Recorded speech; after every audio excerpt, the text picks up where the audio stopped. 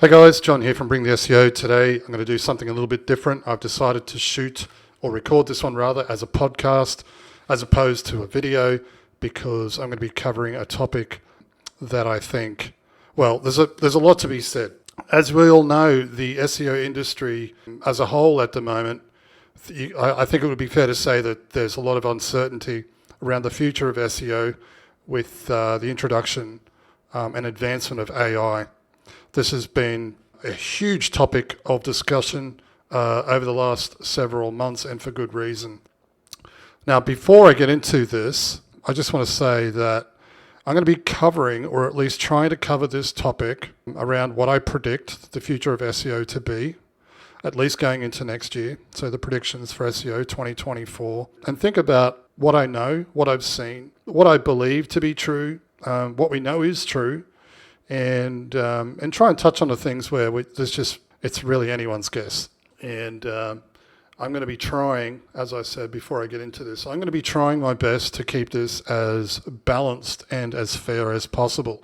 I've built my entire business around SEO, as I'm sure a lot of others have in this space. And I think that's why there's shared concern around the direction of SEO and what SEO may look like, going into, 2024, 2025, and so on. It would be fair to say that, again, nobody really knows what's going to happen.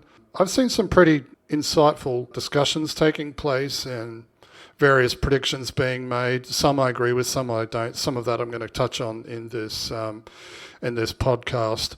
But it certainly makes for an interesting time. So enough of that. Let's just jump straight into it. And again, I want to try and be as fair and as balanced as possible.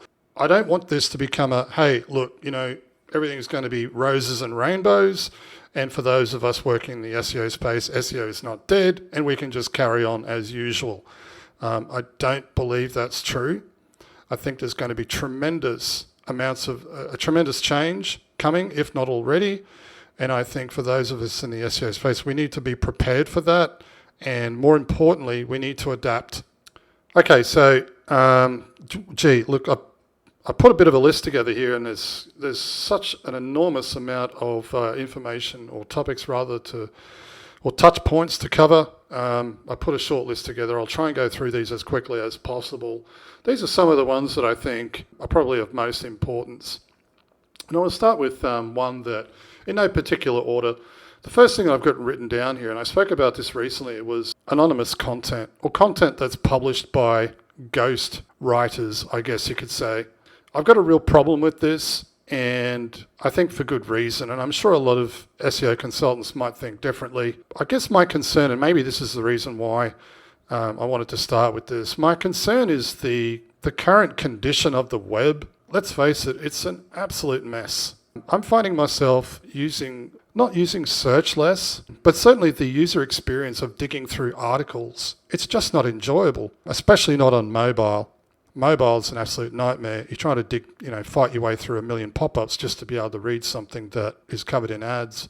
And I blame Google for a lot of this mess, as well as other advertising platforms. But that aside, I think the problem with the web at the moment, and the reason I'm concerned about this, is because it's just an absolute shit show. Google has gone on and on about, the whole EAT thing. And whilst I understand what they're trying to achieve here, and I agree with that, that should definitely hold some weight. I think they've missed the mark on this one, because I know that I can create a piece of content using a tool like ChatGPT, change some wording, add some bogus images, submit it through the fetch tool within Google Search Console, and have that page pretty much land anywhere. And in some cases, first page for keyword of interest. In fact, this is a strategy that I teach called the brute force keyword research, which works incredibly well. And whilst that's all fine and dandy, the problem is that piece of content that I've just published, it isn't assigned to anyone. Now, I think, if you think back to Google authorship, like what they were trying to do there was to assign a piece of content to a particular author. Obviously, if you're interested in learning something about, let's say, SEO, then reading an article from Rand Fishkin or Matt Cutts is going to be far more useful than reading an article about someone you'd never heard of who lives in India That was the whole intention behind it, right? Now, I don't know. As we all know, they abandoned it. The whole authorship thing got scrapped. Maybe it was a case of marketers ruining everything. But I think that needs to be revisited. I think the whole authorship thing needs to be rethought. I think anonymously posted content needs to be scrapped, and there needs to be some clear connection or defined, I'm not sure what the word is, but there needs to be a connection between the piece of content that's being published and the author themselves. So it doesn't really make a great deal of sense for content that's written by ghost publishers or anonymous publishers. And let's face it, we all know in the SEO space that goes on all the time, right? There are people, I've got a guest post, here, publish it. Well, who the hell is Jane Smith? It's just a persona, it's an avatar. Don't worry about it, just publish the piece. I think all of that stuff needs to go away. And the content needs to be attributed to the author. And I think a great way to do that would be using some sort of verification code or something. If you think about the way in which we log into most apps today, whether it's PayPal or it's Stripe, I know there are a lot of other platforms doing this, none that I can think of right now, but you'll have a verification code that gets sent to your phone, in which case you need to enter that code in order to complete the steps, whatever it is that you're trying to achieve. Now, if Google was to introduce something like that within, say, I don't know, Search Console, so that each and every time you publish a piece of content, you could verify yourself as the author through that verification code, and only once you verified that piece of content with that code, it would be submitted for indexation in Google's index, right? Now, any piece of content, and of course this would have to be extremely well thought out, any piece of content that is on the web that hasn't been verified, well, maybe it would be a good idea for Google to start de-indexing that stuff. Now, I know there's a lot of SEO consultants who might be listening to this thinking, wait a minute, that sounds like a terrible idea. But you have to think about the way in which the web works now and how much we've advanced, and certainly with technology and smartphones. Everyone's got a phone. You know, obviously there'll be a small percentage of people who don't, in which case there might be another workaround. But the way that the web is at the moment, and especially with the advancement of AI and how quickly that content can be generated at speed and volume, that's a problem. And this is why I think a lot of publishers right now, site owners, and I've seen this conversation going on in various SEO communities. Hey man, like discovered, not indexed. There's a reason for that, and it's because Google has to think about the resources required in order to try and crawl and index all of this information, because it's been amplified, not just 10x, but 100x. So these are all things to consider. I think, just to revisit my point, I think anonymous content needs to go away. And if Google was to do something like that, then that would help clean up the web. You know, I think what Elon Musk did with Twitter in verification, paid verification, I think that was really smart. That would stop a lot of the nonsense, a lot of the spam. Now, would it be a perfect solution? Absolutely not. There will always be a workarounds. And let's face it, those of us, you know, whether it be SEO or other forms of digital marketing, will always find a workaround. But that would be a good place to start. I think Google should look at bringing back authorship and tying content to real people. You know, I thought about this again the other day, like what they did recently with the Helpful Content Update demonstrates my point exactly. They want real content written by real people, and this is exactly why sites like Reddit got a tremendous boost in the SERPs. I mean, it's really that simple. They want real content written by real people. And it just kind of confuses me as to why they haven't thought about revisiting authorship and tying content to real publishers. So that's my first point. I think that will be something that will become a real thing, if not 2024, but soon after. My next point is this, and this one was a little bit painful to list down. But my next point is this: the first AI tool to look like Google has the potential to kill Google. Now, I've been asking around friends, family, people who aren't technically minded, people who have nothing to do with the SEO industry or digital marketing for that matter. Hey, do you use ChatGPT or do you use any of these other AI tools to... No, not really. I had a look at it. I'm still using Google. Why aren't you using something like ChatGPT? Well, I don't know, it's just too hard. I've got to set up an account or something. And that right there is the current constraint. And I think the first tool that has a homepage that looks like Google, where you just type something in and you get an immediate response, as soon as that gains momentum and hits the masses, Google is in serious trouble. And let's face it, I mean, you could argue that, oh, wait a minute, all you got to do is set up an account. It takes like 30 seconds. I get that.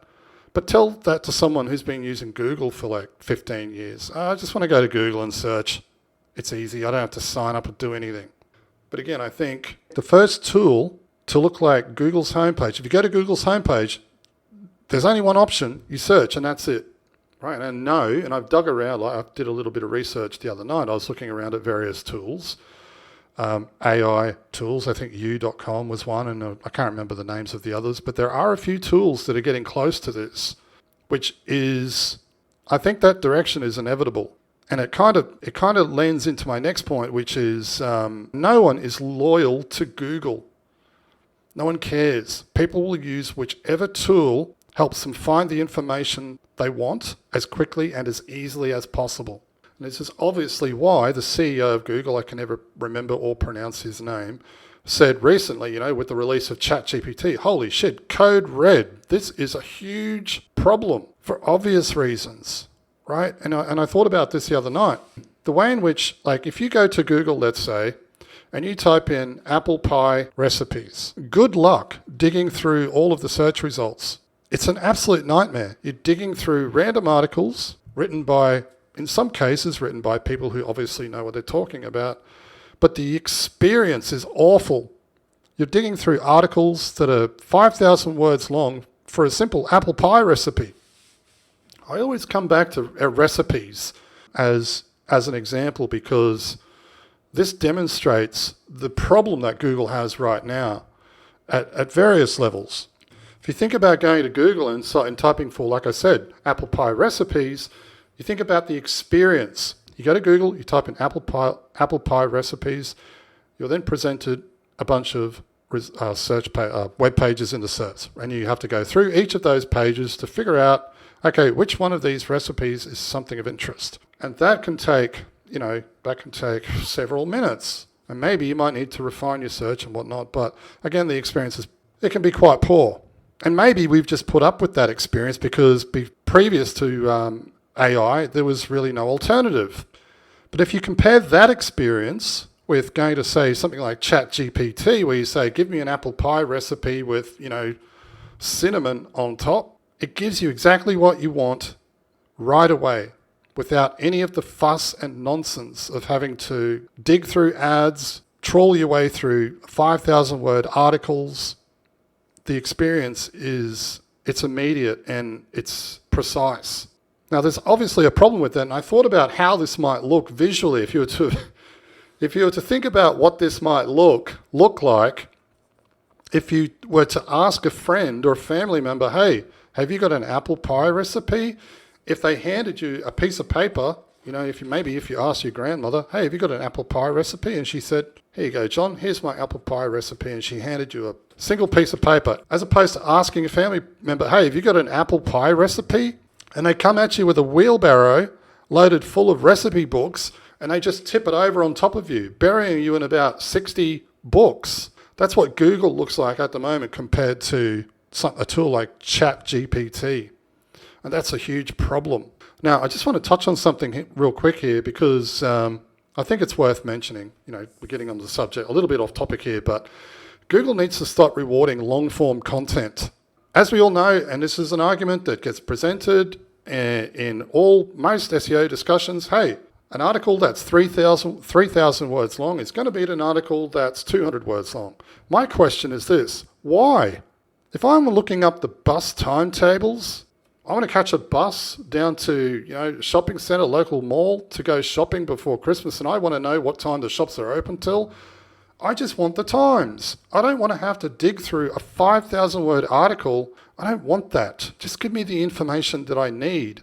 And I'm not here to, tell everyone the sky is falling. I think there are going to be some tremendous changes. There's going to be some tremendous challenges, but there's also going to be tremendous opportunities. Okay, and I'll round out with that towards the end of what I'm covering here. And I think it's the way in which we all respond. For those of us in the SEO space, I think it's more about how we respond, because there's no benefit to panicking or worry. Okay, we need to stay focused on the upside. Okay, my next point here is the relevance of websites. I often wonder how relevant having a website even is anymore, because it seems to me that for most business owners, having a website is almost a liability. I mean, if there is a way that the information, if you're an expert in your space and you've created content, and that information can be delivered to your most ideal customers in a way that doesn't mean having to maintain a website where you can get hacked and you've got to worry about design and you've got to create content and you've got to do SEO and you've got all of these overheads, then I don't know. I still think about these things a lot. I think about websites, today, and maybe this is the way in which people use the web, right? People today use the web a lot differently than they did back in the late 90s, early 2000s. If you're looking for something, okay, there's still a large percentage of people who are searching in Google, but there's also a large percentage of people who are just asking friends on social media, or they're searching on other platforms, looking on YouTube. Even for myself, sometimes I think, you know what, I can get this answer much faster on YouTube in a video as opposed to digging through 100 articles. So the way in which people are using the web has changed enormously.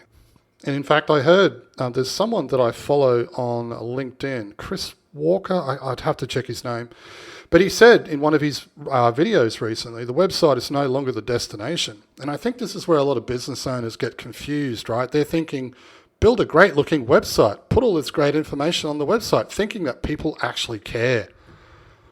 And this is something that I know with certainty, no one gives a shit about your website. No one cares. And that's not to say that you shouldn't care or you shouldn't be producing great content. It's just that you should think a little bit differently. For those of you who are still thinking about the web, like it was 10, 15 years ago, think a little bit differently about your online presence. Because if you're still thinking, okay, we need to build a website, do all of these things, and this is the final destination, I don't know. Obviously, it's going to be, and there'll always be exceptions. But don't forget, the way in which people are using the web is a lot different today than it has been ever, especially for young people. I live with a teenager. He's about to turn 15. And I asked the question, if you're looking for this, where would you look? And he said, I don't know, probably look on TikTok, have a look on YouTube. It's definitely something to think about. Look, I just turned 50 and maybe I'm old school, but I'm looking around right now and I'm seeing the web is no longer what it once used to be. There are just so many options now, and attributing customers just to search, it's still viable. And don't get me wrong, I'm not here to rain on anyone's parade, certainly not my own. I've built my entire business around SEO, and I'm not saying that it's dead or it's going away. I'm just trying to give a balanced view here around what the future holds and how we can adapt to it in a way in which is positive and useful and helpful for everyone. Okay, my next point here, and I marked this one down because I was thinking, I watched a video recently, and I'm not sure if I'll get the pronunciation right, and I apologize if I've mispronounced this, but Juan Ross, again, I apologize if I got that wrong. He was at an event recently that one of my members attended over in Thailand, SEO event. I think it may have been held by Matt Diggity. And he posted up a video on YouTube that I watched where he was interviewing a lot of SEO consultants, at least those I think who would be considered experts in their field. Perhaps they were guest speakers, I don't know. Some of these people I have spoken with one-on-one in the past, but it was really interesting to watch because he was basically asking the question, what's the future of SEO, and what do you intend, or how do you intend to adapt or handle these changes that are inevitably coming? And it was really interesting to watch the responses there. I could see sheer terror and panic on a few faces. Others were a bit more, okay, let's wait and see. And there were certainly those who it was obvious they're looking for other options. which I totally understand. But I found that interview really interesting, not so much for the answers they gave, but more so for maybe the reasons why they gave them. I think it would be fair to say that nobody really knows what's going to happen with the introduction of Gemini and these other changes that are happening within Google. But here's something else to think about, right? I'll circle back to my point in just a second. But here's something to think about. I think it was SGE. I had a look at that. I had a look at some examples on YouTube. And I couldn't help but think, because at the top it spits out something that is similar, let's say, to ChatGPT. It spits out snippets, in which case it's trying to answer the question being asked. Again, very similar to the way how you'd expect it to work within ChatGPT. And then under that was more of the traditional layout that we're all accustomed to, right? We've got the sponsored ads, we've got the map pack, and then we've got the organic results below that. And I couldn't help but think, looking at that, I'm thinking, why do we have any of that information down the bottom? Why do we have the sponsored ads? Okay, let's be honest, the sponsored ads aren't going to go away. And in fact, I could probably see them moving above the AI output. But as for the other stuff, the map pack and the search results, that stuff doesn't even need to be there. I mean, think about it like this. When you go to a tool like ChatGPT and you ask a question, you're just getting the answer. That's really concerning. That's very worrying, because, I mean, here's a question to ask. Does Google really need to show those websites in the search results? I could be way off the mark, and let's hope that I am, but it seems to me that stuff beneath the AI output. But getting back to my point here is, what's going to happen with a lot of SEO consultants who are currently working in the SEO space? I think there's probably likely to be a number of things. You're going to have SEO consultants who adapt and change, and they'll flourish. And then I think you'll have certainly a percentage of SEOs who will just completely pivot out of SEO and go and do other things. And that was kind of the feeling that I got watching Wham's video. And I apologize. I hope I didn't get that pronunciation wrong. I probably did. Maybe I can link to that video beneath this one. My next point here is this. I saw a really interesting article recently, and I'm not sure how true this is or where it's currently happening. I haven't spent a great deal of time looking into it. But the argument was being forth. Someone was suggesting that ChatGPT, or at least OpenAI, was going through some sort of court case to say that it's an infringement of copyright, because essentially the information that they're pulling is being pulled from other sources, and that information, of course, isn't being cited, or there's no compensation or credit given to the original publisher. Now, I haven't performed this test, but I would be very interested to see how the information is not so much how the information is being pulled from, let's say, using a tool like ChatGPT, how that information is being pulled, but how much it's actually changing that information up. And it would be very easy to test this. Of course, just go to a tool like ChatGPT, perform a query, copy the result or the output, and then paste that into Google and see if even just one sentence, or even just a snippet of text, or maybe just a collection of words match something that's obviously being pulled from a website. And this is something, and let's face it, if that's the case, well, then that is a fair argument, right? Well, hang on a minute. If this information is being pulled from sources, then I'm not being credited for that. And that hurts content creators. The whole content creation thing is another argument in itself, and it's one that I felt very passionately about, especially for those who are spending the time creating written content, because if you go to YouTube, you can see everyone's buying mansions and Lamborghinis and making $100,000 a month, and those who are creating written form content are really struggling. And the whole what's happening in the for a lot of editors and journalists right now, that demonstrates my point clearly. Now, getting back to my point about the information being pulled from somewhere, this was an argument that I made chatting with one of the members recently. It was about 6 months ago, and I said, what's the future of SEO if people are just going to start using ChatGPT? Well, then who's going to want SEO? And at the time I said, well, that information is being pulled from somewhere. It's not coming out of thin air, which means that, okay, well, if that's true, then business owners are still going to need assistance at somewhere on site, whether it be creating content or making that content accessible, crawlable, indexable, whatever the case might be. So there was definitely that to think about. But I think it would be really interesting to see how this pans out, because again, if that information is being pulled from somewhere through AI, then there should be some sort of compensation or credit given to the original author. Okay, let's move on. Next point here that I want to touch on is dark metrics. Now, what do I mean by dark metrics? We're talking about rankings, the way in which Google chooses to rank pages at the moment is based upon hundreds of different factors, as we all know. But I think it would be fair to say that for the metrics that make the most difference, they're well known. I watched a Matt Diggity interview not a Matt Diggity interview, but I watched one of his YouTube videos recently, and he was talking about, links aren't going to go away. They're still going to be the main, driver of rankings. I have mixed feelings about that. I'm going to share my thoughts in just a second, but what I will say, especially with the advancement in AI, I think dark metrics are going to become so incredibly powerful that we'll get to the point with search that there won't be any way to manipulate the search results. Now, I've been talking about dark metrics for many years, and a lot of people usually screw up their face and look at me and say, what the hell are you talking about? But essentially what I mean by dark metrics, these are the metrics that we don't know about. They're the metrics that we can't see, and they're the metrics that we can't manipulate. There are metrics that are going on in the background that we just don't know about that directly influence the way in which a given page on a website might perform in search.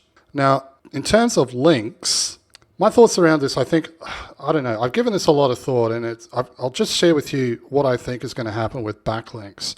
I think, and it's already started to trend in this way, I think when it comes to backlinks, I think this is something that really annoys the engineers at Google. I think this is something they would just love to be able to press a button and turn it off, because, and this is, I've often thought about this, like if you think about the way in which Google works, right? Going right back to its inception in the late 90s. Okay, if people are linking to a site, or a page rather, it must be useful. Well, okay, that was probably true back then, before marketers ruined everything. But right now, everybody knows this. And of course, that's how SEO works for the most part, aside from creating content and performing on page, driving a shitload of links to a page in order to push it up in the search results, in order to capture that traffic and turn visitors into customers. The problem I have with this is that if links are viewed as votes, right, and this is usually always the argument and the way in which it's often explained, right, in various places, links are like votes. The more votes you get, it works like democracy. The more votes you get, the more popular you're seen as being more popular, and of course you'll get more visibility. Well then, if that's true, if links are like votes and votes help you win, and it's all about, being compared to, let's say, the way in which democracy works, then, well, that doesn't make any sense, because you can't, or shouldn't at least, be able to vote for yourself. And that's exactly how backlinks work. We're voting for ourselves. We're voting on behalf of our clients. So, I don't know, the whole Google algorithm thing to me has never made sense, and I've always viewed it as being broken. You shouldn't be able to manipulate the algorithm, but you can. But I think backlinks essentially would almost become redundant, if not completely worthless. Anything that means that it helps to clean up the web and provide a better user experience, and people aren't just blasting shitty links everywhere and spamming the web in order to win, this whole churn and burn approach, I'd like to see the back of it. But the sites that perform the best and get the most amount of traffic really should be the sites that provide the most value to the end user. And this is, of course, what Google's been trying to do for the last 2 decades. And I think, given the advancement of AI, maybe they might just, if not get it right, but certainly do it a lot better. And those dark metrics using AI might help them get there. But that's my prediction. I don't disagree with Matt. Maybe he could be right. Maybe I could be wrong. Who knows? But I would certainly think that, given at least how many times this has come from the team at Google, And let's face it, they feed us fucking misinformation all the time. I think the direction they want to go is to get rid of backlinks completely. All right, the next point, the next thing, and maybe I've already kind of touched on this, but my next point here will be rankings will no longer be a thing. Instead, it will be replaced with the most useful. And I kind of say that in a way that might be somewhat confusing, but think about it like this. Would you say to someone, hey man, I want to rank first, I want to be first in ChatGPT? It doesn't make any sense. It doesn't make any sense. So rankings, I think, will go away. The whole pagination thing, first page, like that's, I look at that and it hasn't changed much since the late 90s. Now, having said all of that, sure, there are a lot of things that I'm concerned about, and there are a lot of things that maybe I've touched on that have made you feel like, okay, guys, let's shut this thing down. I don't want my message to come across that way. I didn't really script this, guys. Like, I just put a list together, a few things off the top of my head that I thought I would share with everyone in order to, at least have this conversation, because it's definitely one that's worth having. And I didn't want to shoot a 5-minute video and try and skip my way through this either. I really want to give this a bit more thought. So I will say thanks if you've made it this far through, but I will round the video out by saying this. There's a lot of uncertainty at the moment. This is unknown, right? You talk about known unknowns. I think there's a lot of people in this space who are making projections and predictions, just like I have, about what's going to happen, what's coming. But I think the best thing we can do for those of us who are providing SEO services is to not get caught up in the hype and excitement. Stay level-headed, wait for things to be released, and assess and make intelligent decisions based upon the feedback that we're receiving. Not only the feedback that we might be seeing in terms of technical data, but also feedback from end users, right? And this is why I touched on this point as much as I have, because, it's all well and good to look at charts and spreadsheets and everything else, but hey, that doesn't mean anything if 15-year-old kids are no longer using Google. Now, I don't think SEO is going to die. I don't think it's going to go away. People will always be searching for information. I just think the way in which they search and the way in which that information is retrieved is going to change. I think that would be a fair assumption, and we could probably all agree upon that. Now, I know I've covered a lot of things in this podcast, and there's probably a lot more things that I could have touched on. There are probably things that I've missed.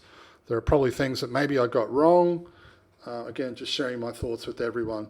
I'd be really interested if you made it all the way through to the end of this recording. Thanks so much for listening. I'd be interested in hearing your thoughts below. Any of the guys that are currently working in the SEO space, some of those big names, people who are well known, I'd be happy to jump on with you. Maybe we can do a podcast together and have a chat about some of this stuff that I've just touched on. But as usual, hope you found this of value. Be sure to like, comment, and subscribe, and I'll see you in the next one. Cheers. Hey, if you've enjoyed this video and you'd like to learn more, head over to bringtheseo.com. We provide business development training for SEO consultants wanting to improve their processes, increase profits, and scale to $100,000 a month or more without all the stress and overwhelm.